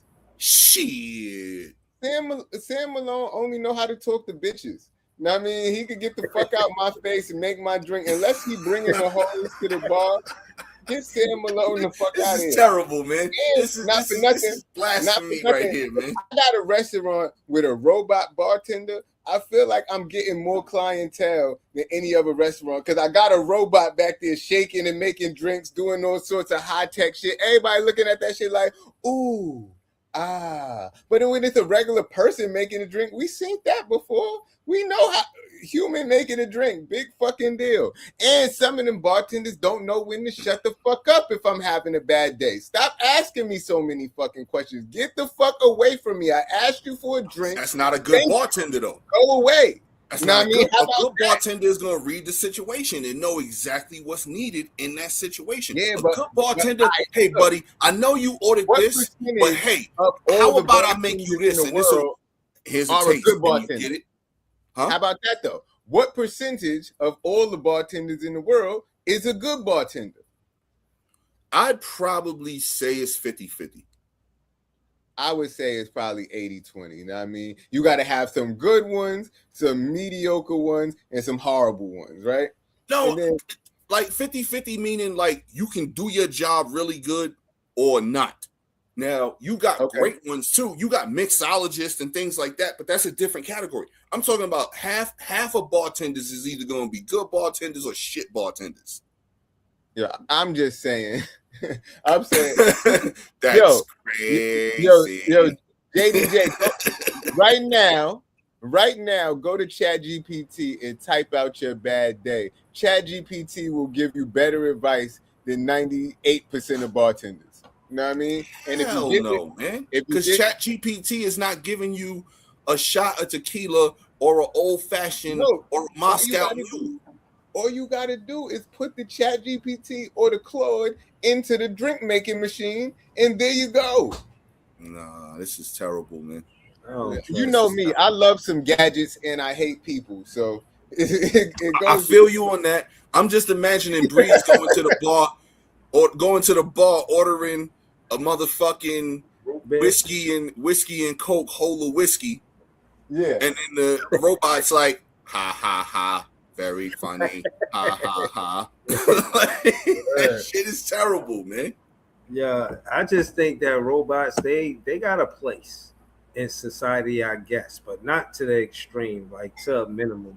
Some people with it, some people not. Some people I seen Idris Elba, he teaming up with somebody in Africa. They gonna do business with AI. I seen Yo, more somebody people who is had with it, land, bro. huh? We the few. More people is with it. Mm-hmm. We are the minority when it comes to this topic. Because Yeah, more I people see. are with it, bro. Because it's all about convenience. And that's why I talk shit about paying for shit with the phone. You know what I'm saying? Like, that's the start. Paying for shit with the phone is the start to, oh, we just need it easier. We just need it easier. We just need it easier. The fucking Waymos, bro. Oh, I don't even want an Uber driver. I just want the car to drive itself. So Yeah, I can, that's you crazy. know what I'm saying? Like, all this shit, man. Like, Yeah, I'm cool. yeah. I'm cool. The Waymo cars, they was hiring DoorDash drivers to close the door because people was just getting out the car like I'm not even closing the door. I'm just walking away. You know what I mean? I remember back in the days we used to have the snack wars. You know what I mean? We was talking about Snack King Cole, Snacky Chin, Breeze. You think you the snack master? You have never tried these, man. You ever had these? What's that? Allen sorbet, handmade fruit. I can't say I had. Nah, I can't. Bro, I want to say I had, but This I is right here, bro. Fire, nigga. It's coconut ice cream inside of a real coconut shell. That's fire. damn. Where the hell Bro. you get that? Nah, that ain't ice cream. That's sorbet, man. Nah, but it's really ice cream though. Like you gotta taste. Oh, it's not sorbet? It is sorbet, I guess, but it's like cream in the pores. Yeah. The cocoa, I forgot what they call the shit. The shit that's in like all of the It's like sorbet, but it's fruit, so it gotta be sorbet. But since it's coconut, bro, and then they got the lemon, the orange, the passion fruit. I gotta bro, check for that. I'm not gonna lie to you, The coconut one first because of the coconut cake. bro. They gave Nah, all them and flavors that's the fire. one that I had first because the other day at work they was just during our market outreach session they like, yo, bro, we bought y'all some ice cream. Try one of these. I'm like, what the fuck is this bullshit y'all giving me? Bro, I tasted that shit. That shit changed my life. I had to go buy a box myself today. These shit's good as hell. Where'd you buy a box? From the supermarket. Right, go to the store. But bro, get these, bro. I'm gonna just Google it. Hopefully they got it at Whole Foods. That's close to me. Nah, they probably do. Them shits is fire. Oh though. yeah, nah, I see that shit. They got that shit at the spot right around the corner from me. I'm about to scoop some. Fire, bro. But you know, I'll be looking for anything lactose free when it's frozen, man. The frozen lactose free stuff, man. I want everybody to stay cool, and I don't mean to bring bad news, but I had heard that people in Europe had died, like Paris. It was so hot over there, hot, like 500 people or some shit like that died because of 1,500. Yeah. Oh, you heard about that too? Yeah. Yeah. So my condolences. You know what I'm saying? That's crazy. I learned that, and when I learned that was crazy. That AI uses water to power it. That shit is crazy. Mm-hmm. That's why it's taking our natural resources. You know what I'm saying? That shit is terrible. That's why people not selling their land because they not standing for, like you said, even though we're in the minority, I'm pretty sure the people that do make the article are the ones who do say no. But there's probably plenty of people that don't make the article who probably don't even want their name in the paper. Like if I'm gonna do this, I don't even want it to be public. You know what I'm saying? Just like keep it on the low. I think they buying up a lot of land, taking a lot of water. In the stories that I've seen, the more little docu-series that content creators are making, they're showing land with dried up rivers. Showing like, yo, the economy is different. They say, yo, this never been a dry river. Never. Like we don't even know what to do. We don't even know how to really respond to this. We weren't expecting this. AI is scary, man. That's why that shit scares me, bro. Because like I think, what the fuck if all of our natural resources, get eaten up by AI? What's gonna happen? Like that's a scary thing, man. Like I always want the grass to be green, the water to be blue. You know what I'm saying? Like regular shit. Like when regular shit start getting fucked up, that's when it's like, yo, is this shit worth it? Like I know you need electricity, but damn, you need water too. You know what I'm saying? Like you're trying to take shit we need. You know what I mean? Think AI need water and shit, man. Like what? And if you really think about it, with the combination of knowing that AI needs water and the fact that society has always been about improving and building. So if we're building with more land, we're taking more water away that way. And if AI is taking more water away too, when you combine that too, the water is eventually going to dry up, and water is going to become no longer like a natural resource, but it's going to become a commodity that a premium has to be paid on. That shit sound like Total Recall. Sound like niggas living on Mars or some shit. You think it's crazy now to go to the store and buy a bottle of water for $3? Wait till this shit get worse. Bottle of water gonna be a dime easily. I seen somebody build a machine where it was pulling water out the sky, like some type of humidifier machine. Think about how much a bottle of water gonna be at a ball game. If you're paying $10 for it at the corner store at the ball game, it's gonna be a dub. Yeah, there's nothing AI is not advancing humans. It's gonna be a luxury. Sacrifice water's gonna be a fucking luxury soon. God damn. But what I'm saying is AI is not advancing humans that much that we need to sacrifice water for it. It's just not. It's not that important. I don't know, man. It's a lot of people that think it is. It's more important than water? People like convenience. Motherfuckers don't drink water. I drink water, more water than anything. I'm about to say, what motherfucker? I drink about 6 to 8 of these a day. I need water, bro. So you're telling me y'all think the average American drinks more water than they drink soda, juice, or anything else? Absolutely not. Not the average American. No. Nah, but just because we talking about the world though. This is not something that just affects America. Not the average person in the world either though, Breeze. People love their soda or pop, whatever they want to call it. People love their juice. People love their coffee drinks. People love all that shit, bro. Alcohol. More people are drinking that shit than drinking pure bottles of water. Even though it takes water to make everything. Commodity, I think. All the other shit, you need water to make it still. Facts. But I'm just saying, like, I feel like most people don't value water as much as they probably should. Water is like the priceless. Like I drink more water. Water is like anything. Like I'll have a cup of juice every once in a while. Like I had some apple juice yesterday. You know what I'm saying? But before that, I probably ain't had apple juice in a couple weeks. Now, y'all want to hear some shit that bust my brain the other day? This girl at my job, and she got this expensive ass water bottle. Like, and I knew it was expensive just because how it looked. The shit looked like a cologne bottle. Matter of fact, let me see if I can find it because I found it earlier. Was it copper? It's PBA free, parabens free, all sorts of other bullshit. It was actual water. When you said water bottle, I thought like expensive water bottle, like them Stanley Cup shits. No, but I got you. Yo, the shit looked like a cologne bottle, bro. Like, because you know how cologne bottles be looking high priced and high class? Yeah. Like, damn, where is the fucking shit? Bro, this shit, the water bottle is $300, first of all. $300. And for it a says bottle that of water? It says that, no, it's a reusable water bottle, like a Stanley, gotcha. But it puts bubbles in your water, and it says that it rehydrogenates the water.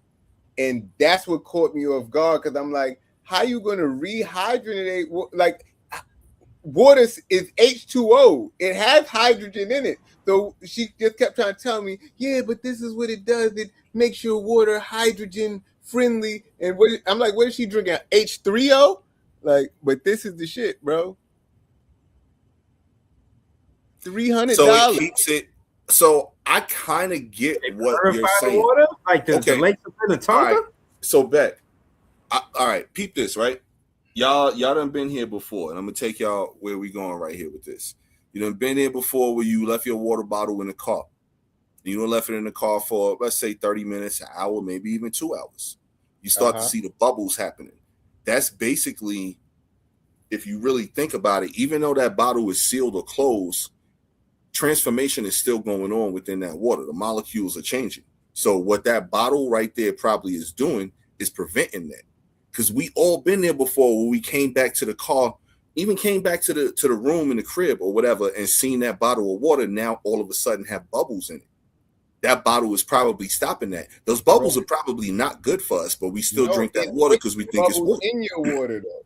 Like it's a 10-minute process. You put the water in the bottle, you press the button, it starts doing these little bubble shits. But I'm reading the product details right now, and it says at the center, what it does is every Echo device is a special technology that turns normal water into hydrogen-rich water. And my thing is, how the fuck you turning water into hydrogen? It already got 2 molecules of hydrogen in it. That's what the fuck water is. It's probably keeping it at a good temperature too. Bro, it says at the center of the hydrogen generator, it uses 2 titanium plates coated with platinum and a thin proton exchange membrane between them. These laboratory-grade materials are chosen because they are strong, clean, and safe. The proton exchange membrane was the first thing that NASA... Bullshit! That's what this shit is. That's what it's saying. Me and the white lady at my job was sitting there like, how the fuck you putting hydrogen in water, which is already H2O? It just doesn't make any sense. They charge people. Know. Send me the link for this water bottle, man. I gotta check it out myself, man. Because I like good water. It kind of sounded like the miracle water sold by the pastors. So 1-800 at 3 in the morning. That's what it sounds like. I'm sending it to the chat right now. Because I got some good water bottles in the crib. I ain't gonna lie though, I don't pay for them. I get them from work. Work is always giving some nice water bottles, man. I ain't gonna lie. I got one of those fucking I can't even remember this shit, but it keeps shit cold for 24 hours. Does Stanley do that? I'm looking at it now. This look like some futuristic shit, bro.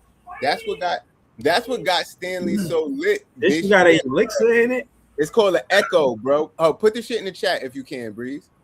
Because they wanted to name it. But yo, bro, I'm not even gonna lie, bro.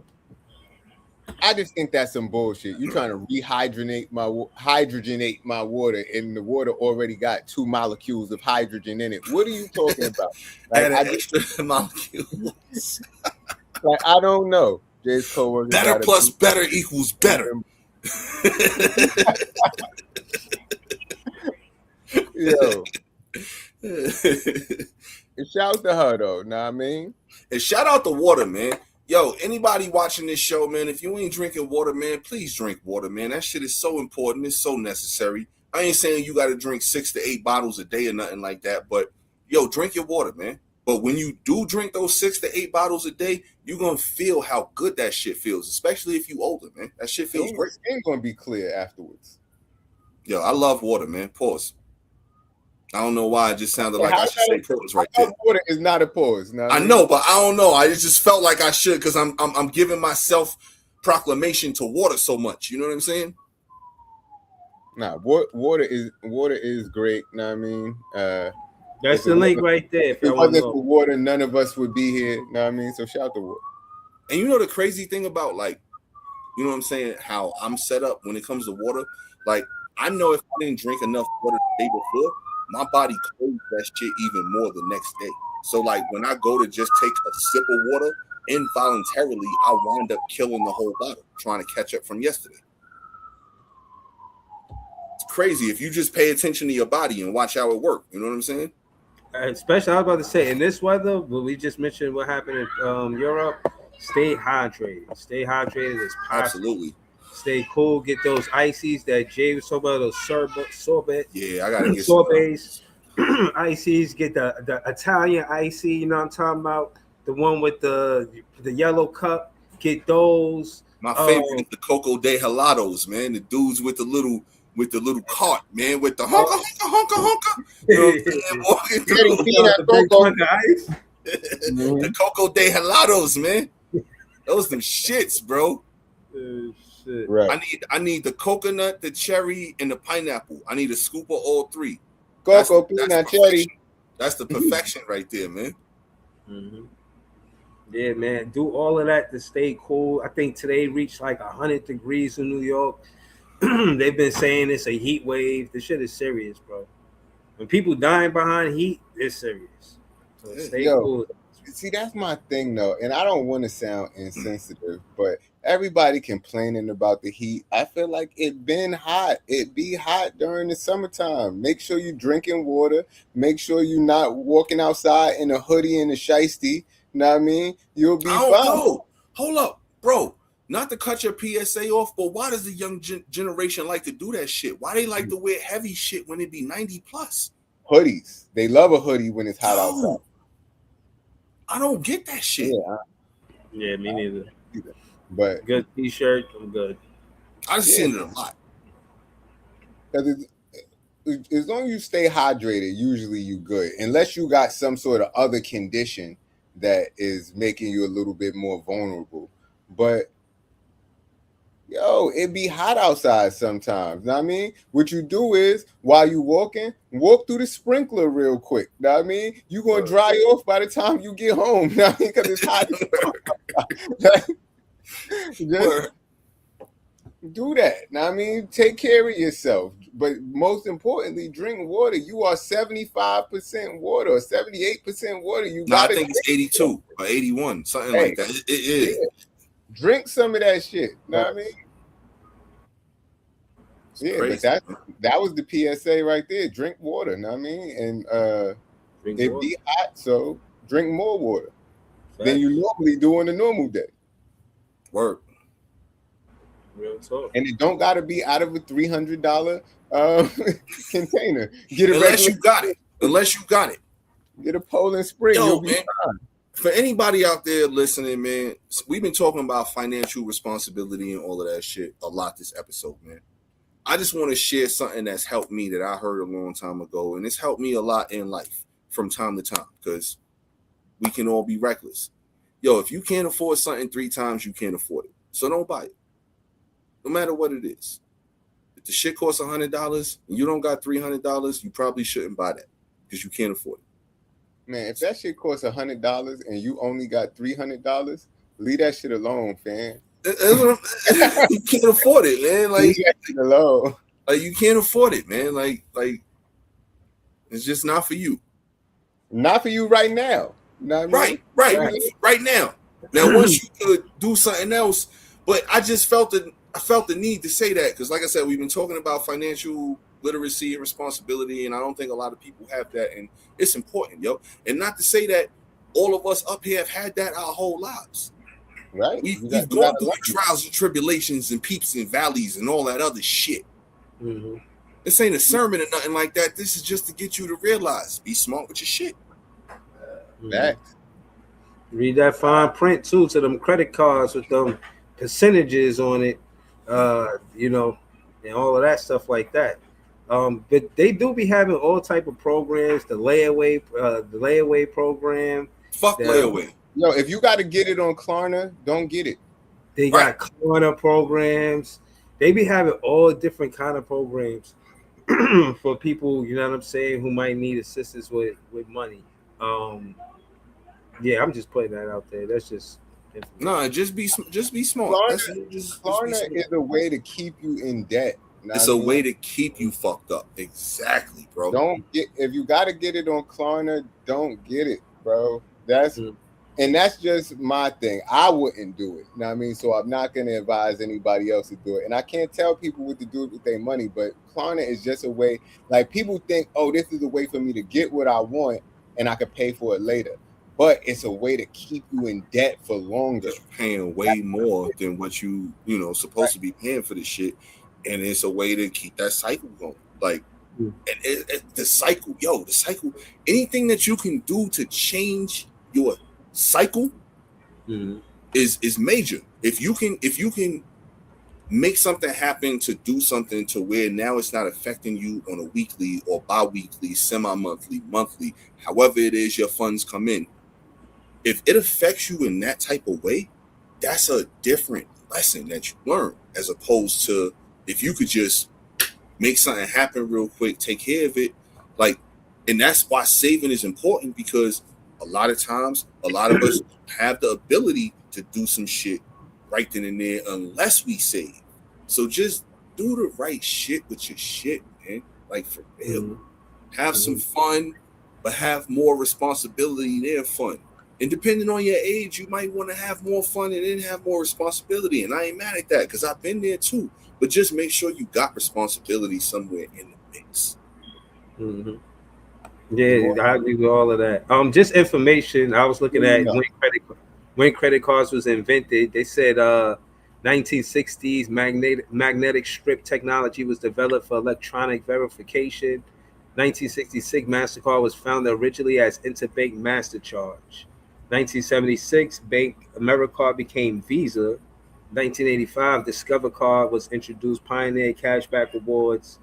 2010's EMV chip technology and contactless payment became widespread, enhancing security and convenience. This is information, you know what I'm saying? But I said that to the original conversation that the credit cards was devised to keep you in debt too. So just remember that. Be careful with them credit cards. You know what I mean? If you can pay it back as soon as you can pay it back, do that. You know what I mean? Probably best of it. Facts. Yo, man, shout out to us, man. And what I mean by that is our soccer team, yo, we kicking ass right now, man. And I mean that literally, man. And you know, I watch everything. If y'all ain't been watching the World Cup, strongly advise y'all to watch the next round. We actually doing some shit, man.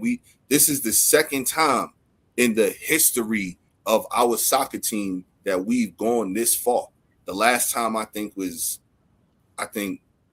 years ago. I can't even remember when it was, because I'm not that big of a soccer fan. Yo, check the game out. The shit is pretty cool. We won 2-0 yesterday against Bosnia. The shit was a dope ass game. The only fucked up thing about the game is our top goal scorer, and I'm gonna fuck his name up because it's not a traditional name, but I think it's like Balagon or something like that. He got a red card, and the significance of that is he got kicked out last night's game, and he has to miss the next game too. So we going into the next round without our top scorer. We still do have our best player, Christian Pulisic. So hopefully he makes some magic happen. Hopefully we keep winning. That goal Balagon hit last night was crazy. Yo, it rolled over to him. He was running one way, and it was a turnover. He stopped on a dime. Like, never seen nobody stop on a dime like this, and then just kicked that shit straight through, and then went past their goalie thing, and it got us up 1-0, or 1-0, should I say, right before halftime. It was like 44 minutes and some change left, because halftime is after 45 minutes, and then the extra time from the stoppage time and shit like that. But that was a big goal. Shout out to us, man. Next round, we got I think we play Monday, but we don't know who our opponent is. We'll see who it is based on the next thing. But this is the furthest that we've got in a long ass time. Only the second time that we've gone this far. If we win the next game, we'll go the furthest that we've ever gone. And I'm not going to lie. People call soccer the beautiful game, and I didn't get it before.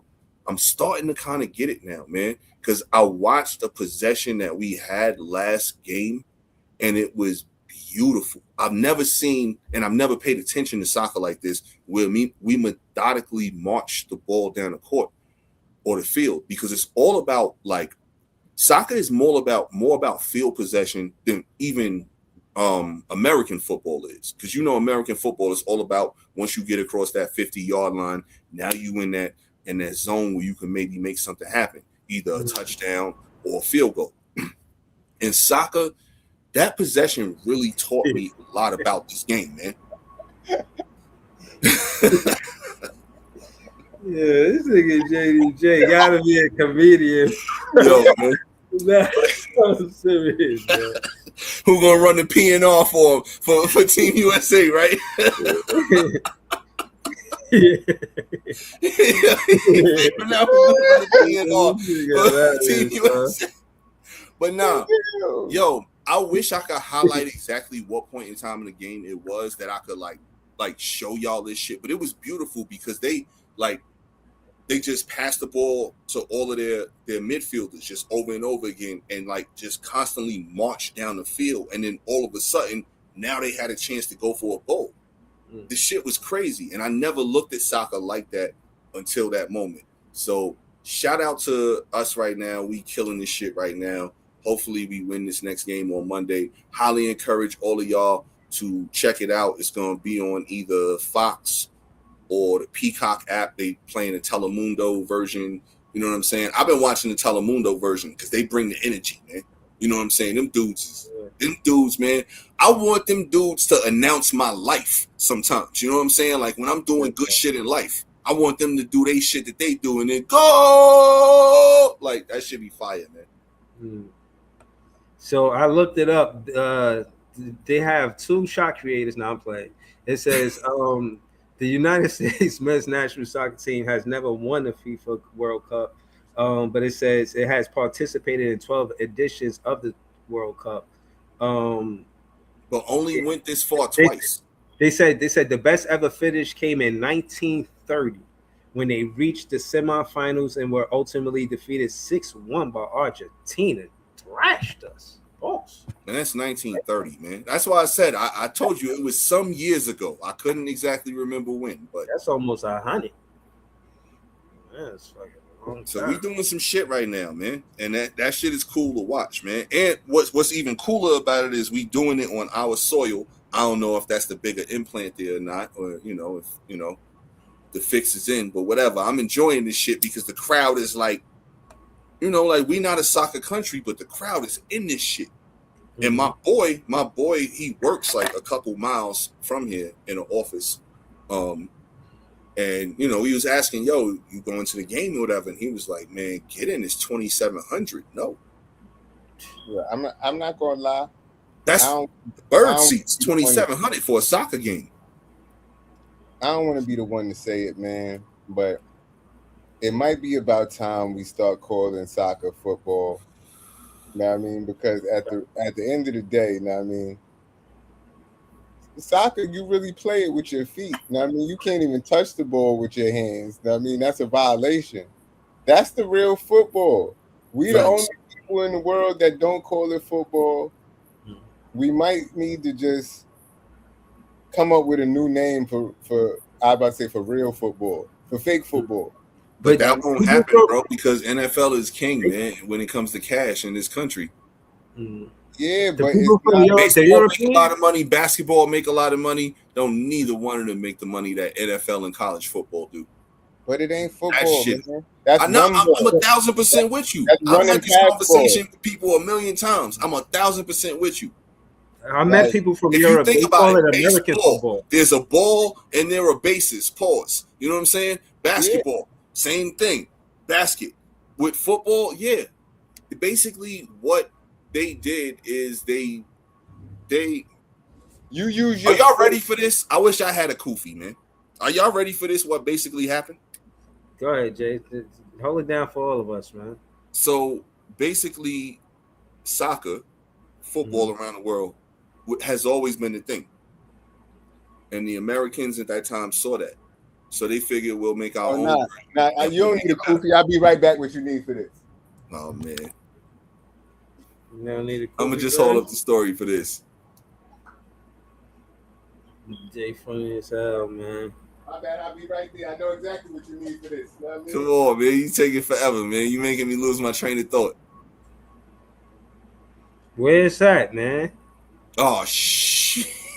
Lord of mercy. Where the hell you get that shit from? Stars and Stripes. You know what I mean? From the same aisle you got your gold suit, motherfucker. This what you need for that. You know what I mean? I just be dragging that gold suit shit. Come on, gold members. Stop acting like that. Smoking a pancake. Yeah. But no. So basically, like I'm saying, man, if you really think about this, and it's so clear as day, and I did kind of lose my train of thought, and I'm trying to get back to it all, but the shit is sad, man. It's manipulation. It's sophisticated manipulation, man. And we got to be better to kind of really keep our eyes open and figure out what's going on. In America, we like to move take to the game away. Think about it. Take the game away, right? Yeah. Like, but not take the game away. Let's just take it and rename it. Like, how much of what we do is kind of that? Take something and rename it, and put our spin on it. And with the NFL being the NFL, with college football, do you understand? College football is the third most profitable sport in America. College anything should not be the third most profitable when there's 4 major leagues. There's the NFL, the NBA, baseball, and hockey. Call it catchball. Call it something else. But think about this. College football is the third most profitable. The NFL is number 1. Do y'all understand that college football is more profitable than professional sports, than other professional sports? That's how big what that shit is. Mm-hmm. The nigga in playmakers, the niggas say football more important than God. I say, God damn. Think about it. More people watch. Yo, think about that comment. More people watch football on Sundays than attend church. Mm-hmm. That shit. All I'm saying is, like, we need to accept defeat on that, and football might need to be renamed because football, like the World Cup, that might happen. Huh? But I don't think if we win the World Cup. That might be it. Might be like actual people pushing for this. You know what I'm saying? But if you know, like it, bro, football, the NFL makes so much money. The NFL is about to print their own money. You know what I'm saying? I've been trying to figure out what we should rename it to, and it's like I don't know. But football, You said pass ball before. I've heard you say that. Yeah, pass ball, run ball. Catch ball. Just, I mean, fuck it. Why not just really call it what it is? What? America ball. That got a ring to it. Europeans call it American football. Yeah. That's how they refer to it. That's what a lot of people call it, American football. They call it American football. Mm-hmm. And every time this guy who was distinguishing the difference, he said, "Yeah, y'all play football. We play football." Like they used the U, but FUTBOL, FOOT. Yeah, but they really make sense calling it football with the asterisks, and I feel like when we describe it as soccer to the international community, they think we ignorant. Like, oh yeah, soccer. American guys. You can run along, right? You know nothing about the game. Out of here. That's why y'all get your ass kicked, because y'all not even playing the right game. That's exactly. They're not even playing the right game. 1930, bro. Exactly. I seen the watch. But now the game is getting better over here. Like, they're taking it serious. And shout out to the women's team. It started with the women, because they started advancing deeper, and that started getting kids hungrier. And now these kids are playing soccer like crazy. Look at Zarius. You know what I'm saying? Like 2 more championships for New York. You know what I mean? The New York football club, whatever the New York Football Club is, the women won a championship a couple days ago, and the Liberty won the Commissioner's Bowl. Yeah, fuck that Commissioner's Cup, man. That's like the NBA Cup. The in-season tournament. They won the in-season tournament. AJ Wilson wasn't even playing, I don't think. You know what I mean? Should be ready for that championship. Yo, you seen that they did her sneakers, the A2s, but they did them in the foam versions? Yo, the blue shits is fire. Them blue shits hard. Them red shits too. Them blue shits. I don't really fuck with the coppers, because it's not really that copper color. It's like more brownish. Yeah. But the them blue and shits the hard. reds, Them shits yeah. hard. But I nah, saw I them ain't getting no yesterday. more, man. I ain't copping none. I've been on sneaker strike, but I copped a pair of Agassi 3s a couple weeks Okay. ago, and I had to stop it because I had to get it was the pink shits, the white and pink shits. Yeah. Yeah, I had to, but Damn. Them no shits hard. more. I seen them shit. Yeah, I but no. just seen AJ Wilson sneakers just when y'all was talking about it. That shit's fire. And Nike doing right by her. I ain't gonna lie to you. Yeah. Hell yeah, Nigga, them twos is fire. D-Rock got them shits. Well, not the foam posit ones, but he got the one that came out the Shouts to D-Rock. on first day. He fuck with Asia. Yeah, yo, she a beast, man. Like y'all ever watch her game? Yeah, Yeah. She a beast, man. yeah. She could do everything on the court. Well, I seen her game winner was a midi floaty, like it was like a spin fadeaway. She could do everything, man. Dang. Handle the rock, pass, play defense, shoot threes. She's a beast in the post, like everything, man. Whatever you want, she got it. I think it's this nigga Anthony Davis. He got a prank show. Y'all ever seen it? Yeah. He pranked Asia Wilson into thinking that the gym she was working at, that they was forging people's signatures and shit like that, selling the signatures. That shit had me crying because she was. And Pam was in on that shit too. Yeah. All right, you seen that shit? That shit was funny though. Hell yeah, that shit was hella funny. I ain't see it. Maybe it's funny for putting together a prank show and all of that because it's basically punk just for athletes and shit. They caught somebody need to walk in. Somebody need to walk in and prank his ass and tell him, "Yo, you're gonna be 100% healthy all year long. We guarantee you. You're gonna play all 82, my brother." Like somebody needs to prank him with that shit, man. I think they already pranked him because he thought he was going to the Warriors, and I think they pulled the rug out from under that. And he's not going. Braun might be going to Philly, man. And if he do, stamp it. Philly about to be the Monstars. Mm-hmm. I was wondering where Braun's gonna go. Yeah, think about that. If he go to the 76ers, I heard Philly like 3 hours ago, and I'm like, that makes a lot of sense. I was thinking he fits right in that power forward spot. Think about it. That's all they missing. That's facts. Mm-hmm. And Vito got to be the one option no more, especially with all of those players. Oh shit, there is no one option. Right? Eating, man. That shit is like Ace Boogie. You know what I'm saying? Like AZ from Pay Full, man. Everybody eats, man. Mm-hmm. Damn. I stuck in line to death. And they just signed Anthony Simons too. So they're gonna have him coming off the bench. Mm-hmm. Forget about it. They got Anthony Simons too? Both of them came from the Celtics, not the same trade, but they signed him to a 2-year, like $12 million contract. Like it's them type of moves out there, but Sean Marks don't be looking for him. Mm-hmm. Yo, I would love to have Anthony Simons 2 years, $12 million. What? Mm-hmm. We need to get rid of some of these guards we got. We got too many. Yo, we need to offload a lot of them. Mm-hmm. Terrence Mann, Saraf, first, motherfucking Terrence Mann first. Yeah, him first, Saraf second, and then there's another one. I can't remember his name right now, but he need to go too because he on the roster just taking up space. You don't Nolan Traore? You don't like Nolan Traore? He could stick around and figure out what's going on.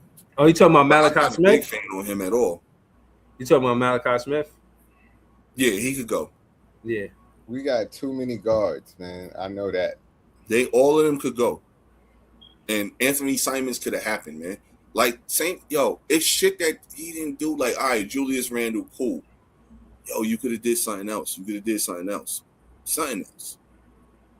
Mo Wagner is not the something else to me. Like, again, solid pickup. I like it. But again, what are we trying to do this year?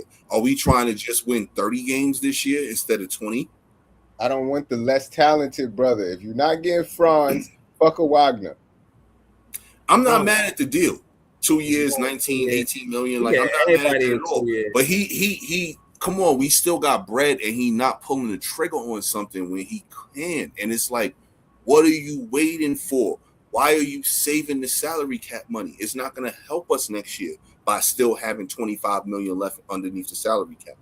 Oh, we got 2 minutes. Oh, shout to this is JTV. Shout to Philosophical P. Shout to the chat.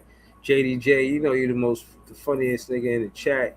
Shout to the whole chat. Shout to Stir the Pot. You already Out know. to India, know what I mean?